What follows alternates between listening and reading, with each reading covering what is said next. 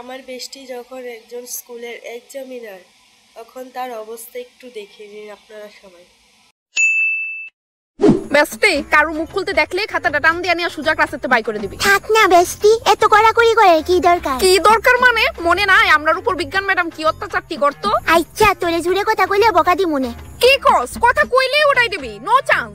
Ma'am একটু আস্তে কথা কর না, আপনার হয়তো কথা কইয়া হল গরম করে এলাইতাছেন। হ্যাঁ ম্যাম, আপনার এর কথার লাগি আমি সব ভুলে যাইতাছি গা। এতই প্রবলেম হলে যা বাইরে গিয়ে এক্সাম দে, আমরা 100 বার কথা কমু দে। বেস্টি চুলাই দরস কে রে, বাচ্চারা মতো খাইছে করিস না, আমরা এক্সামিনার তো নাকি তা।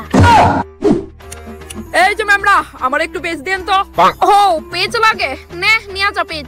পারতাম না দিয়া জানায়া, চুপচাপ উঠায়া পেজ নিয়া যা, আমি তো সার্ভেন্ট না, ওকে? মনা, এই নাও, এই সুতা দিয়া পেজটা বাইন্ধা দিও বালা দিকে।